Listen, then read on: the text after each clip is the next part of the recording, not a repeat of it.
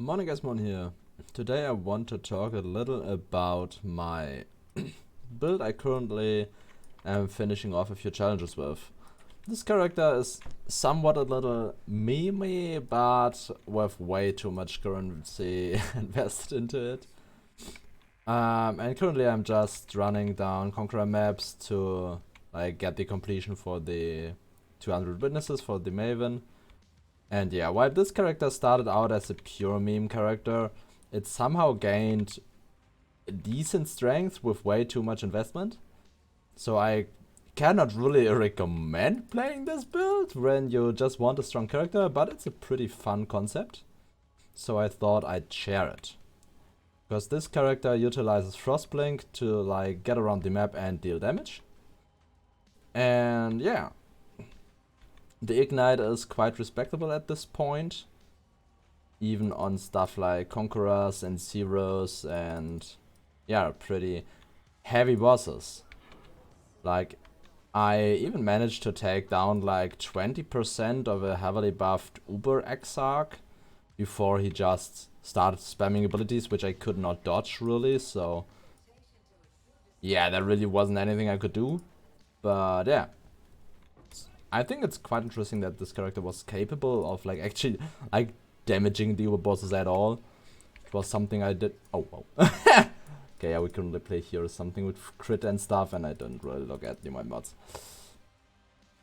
As I said, this character is quite fun to play, but way too weak for what it costs. And yeah, the clear of the character is pretty good, and I will explain why in a moment. And it could be even better, but I changed out my barracks ring, which would have ignite and shock proliferation, for the polaric devastation because it gives a lot more damage, and the resistances, which help a lot because I wanted to change over to Calm's Heart because the character was paper thin and I just died too much on it, so I needed more tankiness. And Calm's Heart was a good option because you don't really need the second 6-link. I was playing with a Frost Bomb as my second 6-link for a long time because it does deal more single target damage. But it's, well, as I said, not really necessary because Frostblink already deals quite a hefty amount of damage. We currently are at a paper ignite of 600k to 1 million or 700k to 1.8 million with the cadence or whatever it's called up of the elementalist keystone convergence it is. So it already deals quite a lot of damage, and this is just tooltip ignite, which does not take into account that we put exposures and stuff on the enemy. And there he's down. So it is capable of doing Maven buffed bosses, and yeah, you see I still have some experience. I died like 4 times a few maps ago for some reason, which I couldn't really. The character does not have all that much chaos resistance, which is a problem. Because this mostly is what I die to. I thought about changing my boots, but that would make the clear a lot worse in some certain aspects I will talk about in a moment. Just want to show you a little bit of more clear here, and then we just jump out of the map and take a look at the actual character. So we will do the Gwenin encounter as well, just to see how well it goes, and then we jump right into the character. I currently don't have the passives allocated for the expedition encounters, so we don't really aren't really able to reveal all that much here. Actually interesting how extremely strong the passives for expedition are, because there's so much more going on. Let's actually try to boost them with the Sentinel. I haven't really done that much on this character yet, so we will see how that goes. Yeah, they are considerably more tanky, but it shouldn't be much of an issue. Yeah, as you can see, as long as there are a lot of enemies, this build like just jumps through, because the more enemies we hit, the less cooldown we have, so we can just straight up jump in a pack and jump straight away. We can straight away jump straight away. Whatever. Whatever. So let's actually take a look. We use Frostblink. Frostblink is a skill which usually is used as a movement skill, which a lot of people use because it is instant. So we can walk around and whoop, next. And this works while cycloning and stuff, because like it doesn't count, like it doesn't have a cast animation or anything. So that's pretty cool, but we don't use it as utility, we use it at damage. So we've got a level 21 Divergent Frostblink. Why do we have a Divergent Frostblink? Because it gives more cooldown recovery when we hit a rare or unique enemy. So when we actually take a look at the cooldown here, it's 1.4 seconds. When we jump into a pack, it's a little less. When we jump into a bigger pack, it's even less. So when we now have a rare enemy somewhere there, we can see, okay, 2 rare enemies, we jump into them and it's pretty much up again instantly. So we can jump around the map really fast as long as there are enemies, which is pretty cool.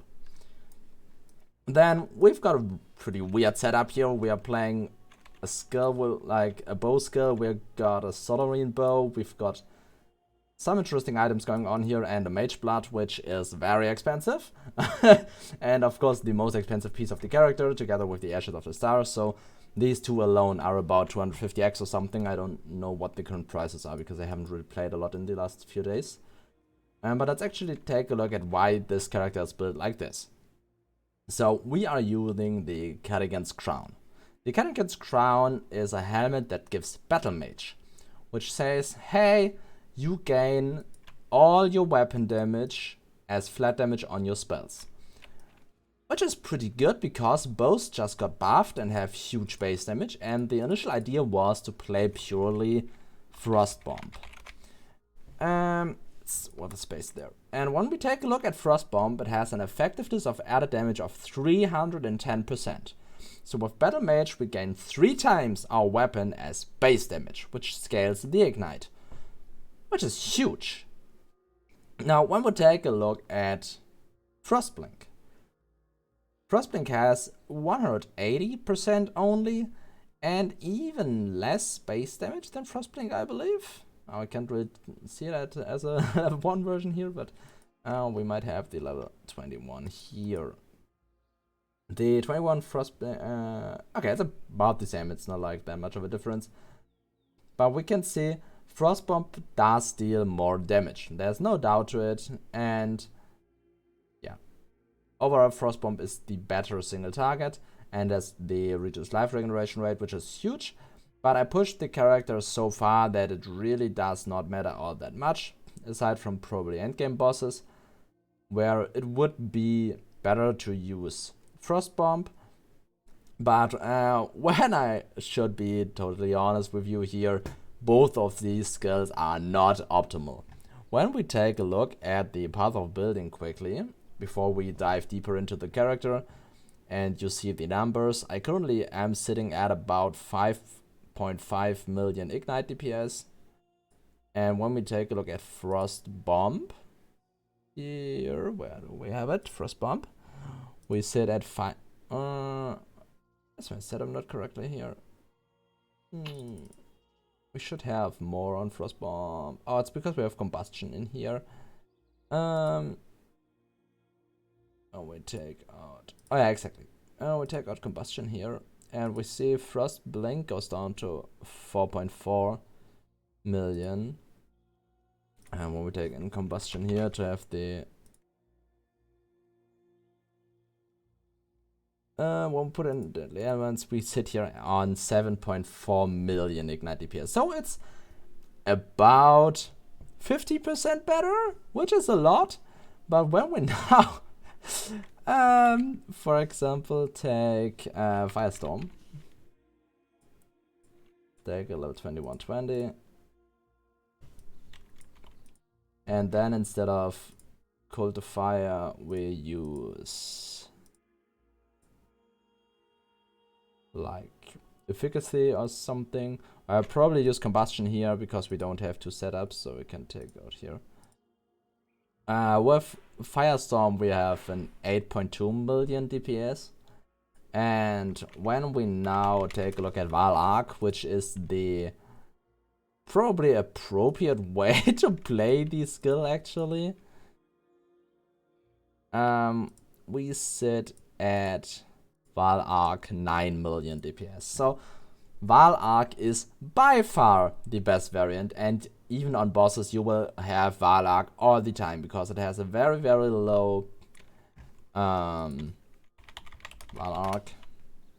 Because Val Arc has a very low soul gain prevention of 2 seconds only, and it only needs 25 souls, so even on bosses you gather these souls very quickly.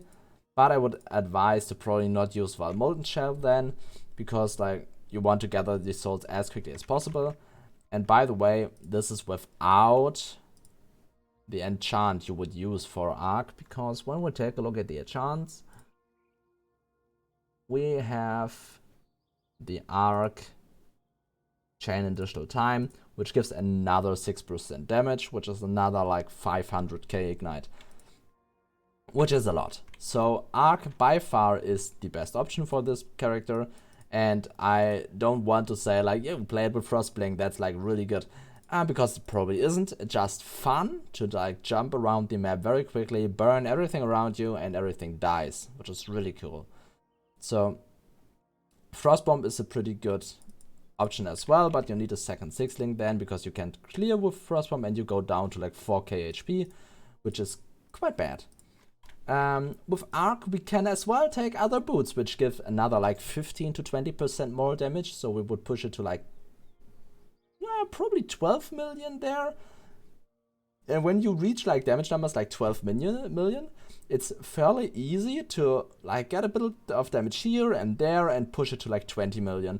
And suddenly it looks a lot better than what this looks like. So if you want to play this and don't want to go full meme, play Arc, like really play Arc. Or Firestorm if you want to go a bit meme, but not as much meme, but still Firestorm. So we use these Stampedes. Why do we use these Stampedes? For one, we can allocate a second notable, because these are Blight boots. So we have Snowforged and Dirty Techniques, which both are really good annoyance and both give about 10% damage, which is pretty good. And the Stampede gives 80% cooldown recovery rate of travel skills. So Frostblink has 1.4 here as base, and now it has 2.6.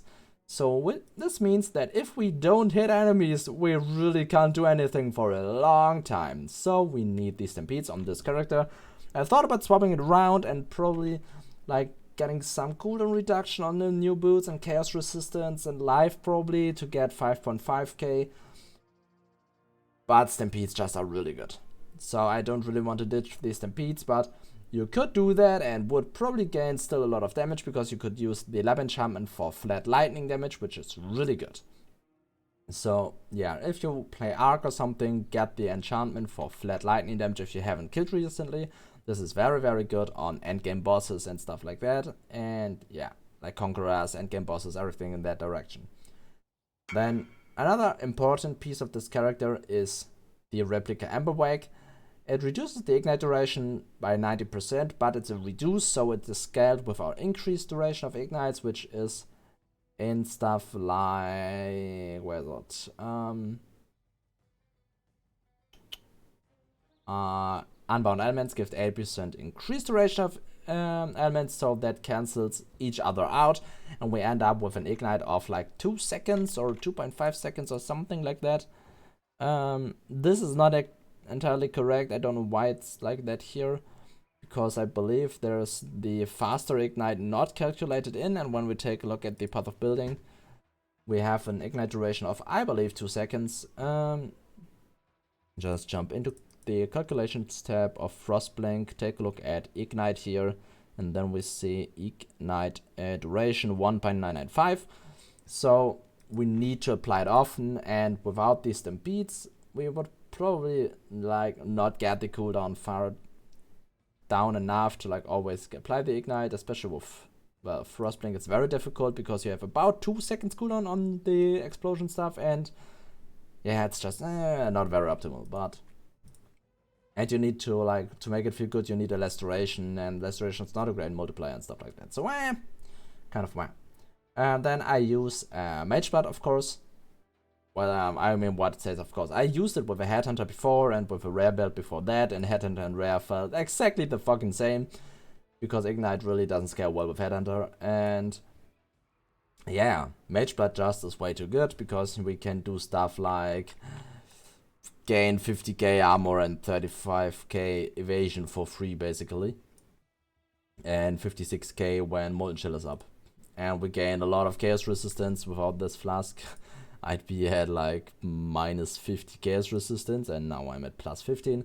I'd love to have plus 30, but I need to do that over cluster jewels, and I don't really feel like investing more into the characters, so I don't know if I will do it. Maybe I will, maybe not. Who knows. Then we use the Ashes of the Star, which boosts all our alternate qualities very well. We use the Divergent Frostblink.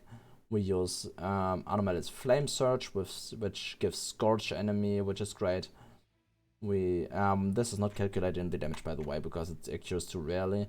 We get a lot of chill through Cold Snap if we get hit. And yeah, we've got the Hatred. Actually, I don't have an alternate quality, and we have a lot of here auras in gloves with an Enlighten 4 life plus 2 AoE. Gloves. These gloves are very, very good. You don't need gloves like that. But they're pretty damn good. You need a lot of dexterity, which is very, very difficult to come by on this build, and you don't really want to put like too many points into dexterity on the tree, so this build needs a lot of stuff that is like very difficult to handle, and in the end it's not worth it, but it's fun. So we've got 50 dexterity on the belt, we've got 60 dexterity, 50 on the gloves, 60 on the belt, 20 on the Onyx Amulet, and then we've got a weapon with dexterity, damage over time multi, and triple tier 1 damage, and a 5 damage over time multiplier. This weapon had like the 4 mods aside from chaos damage, and only was missing fire damage, and fire damage is about 3 to 5% better than chaos damage. I don't say chaos damage is good here, but I was like pretty done with the league and thought, I really don't want to recombinate 600 more of these fucking Solarine bows, so I just went with, okay, fuck it.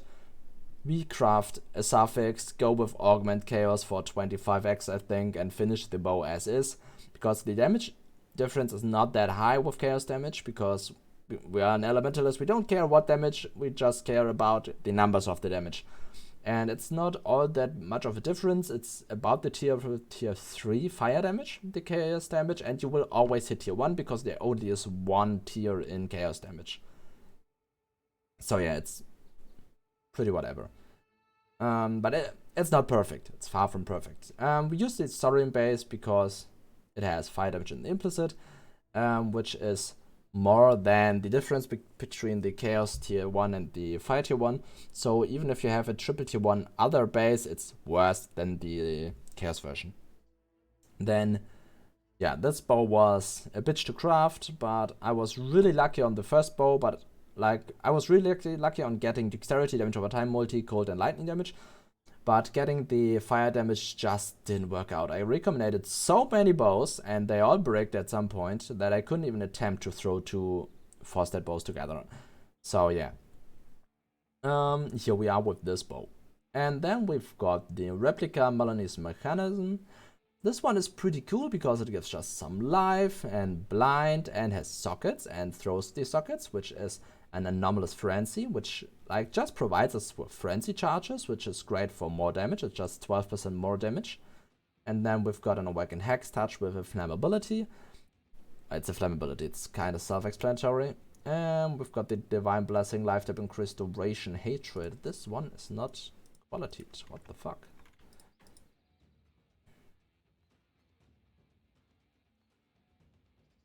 We've got the Increased Duration and the Hatred. The Hatred is extremely strong. On the Frostblink variant, you don't want the hatred on the Arc variant. There you would probably want an anger or a wrath. Either of those two. Actually, I didn't even check how much the difference between hatred and wrath is.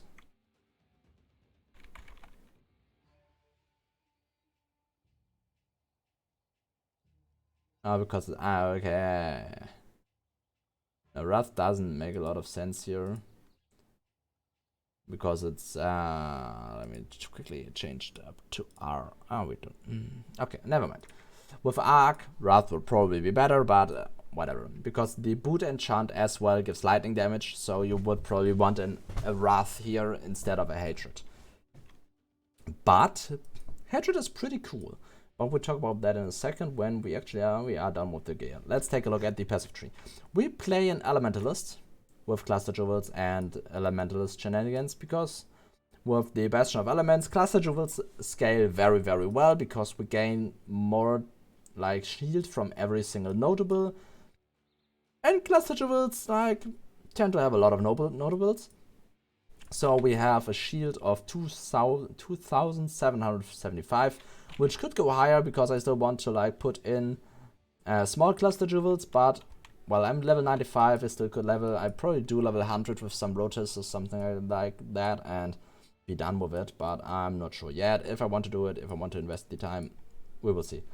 Then we've got the Shaper of Flames to like ignite everything. We've got the Mastermind of Discord for the big exposure, and then we've got the Heart of Destruction for the 60% area damage for clear. It's really good, and the Convergence, which gives 30% more elemental damage, which is like a big boost to our damage. Then for the cluster jewels, you just want fire damage with Burning Bright, Sadist, Widespread Destruction, Sadist, Burning Bright, Disoriented Display. Just get damage. Like, they don't matter all that much what exactly is on there. These are very good. Like, Sadist is really good because you always apply Ignite, you always apply Shock, you sometimes apply Chill. Burning Bright is pretty good because of the area. Widespread Destruction is great because of the area. And Disoriented Display is great because of the blind. And blinded enemy is like, don't deal as much damage because they don't hit you as often. Then for the medium cluster jewels, I've got one Megalomaniac, which got Fatal, Wasting, Affliction, and Towering Threat. This one was a really great deal. I've got it for, I think, 7 exalts, which is pretty good for like a double life and Wasting Affliction jewel, which is like the highest possible life damage combination we could have on here. Like, I probably could have, instead of Towering Threat, like the Flow of Life, but this is really, really good. You can just as well put medium cluster jewels with Flow of Life and Fan the Flames, one of them you need only, and rares with life and resistances because I just can't get myself. Then we've got Flow of Life, Wasting Affliction, Flow of Life, Wasting Affliction. Wasting Affliction is by far the best damage multiplier, but you need to care to not like fasten your Ignite too much to still be able to keep the Ignite up. Then we've got a Watcher's Eye with flat cold damage while affected by hatred and damaging elements inflict deal damage 50% faster. God, I can't speak anymore. While affected by malevolence. This one was pretty cheap for I think 1.5 exalts because people don't like the combination of damaging faster and cold damage while affected by hatred. I don't know why, it's great. And then we've got another rare jewel with resistances. I want to replace this with a small cluster jewel which has some resistances and dex probably, but didn't happen yet. And then we've got the Forbidden Flame and Flash for the Shaper of the Storm for the Always Shock. This one is very important and kind of expensive. Currently are 2 exalts here. Why is it so cheap? Where's the second one? Okay, they are not as expensive anymore. Okay, that's good. They are not all that expensive. They are not all that expensive, which is great. Alright, it was the Heart of Destruction one, which was really expensive. So yeah, that's pretty good. You can take that pretty cheaply, and that's pretty much it. You want a few specific fake masteries, like the you could take the fire exposure inflict applies an extra 5%. I use the recovery currently because I just want like a little more recovery during clear. You could probably take the fire damage over time multi away. I actually think it would be better to have the other one. Actually check that out. 7% is pretty huge. 7.1%. Wait, where's the other one? Oh, I have. Okay, I see. 4%. Okay, now it's actually better. It's actually better. So, in a bossing scenario, you want both because the recovery is really not all that good. Like, the life flask really is what keeps you up, especially with Soul of the Slaughter, which is a great pension I pretty much always use. And here we just go for the chaos resistance because we are not kept here. This, I think, was pretty much the overview. With the techniques, you just never deal critical strikes, which you don't anyways, and your hits can't be evaded. This is important for the frenzy to always generate charges because you don't really have any accuracy, and you want the frenzy charges. Aside from that, I think there's nothing really special here. Elemental Overload sadly is not possible to take because you cannot deal criticals due to the Cadigans. So we sadly cannot play with Elemental Overload. And yeah, that's pretty much the characters. So if I forgot to mention something, let me know. Ask questions and stuff like that all the time. I will try to answer everything you need to know and give tips on if you want to play something similar but not as retarded as this here. And well, this was a very long video actually, and I was talking all the time, so take a step. See you on the next video, and it's been a while. See you guys.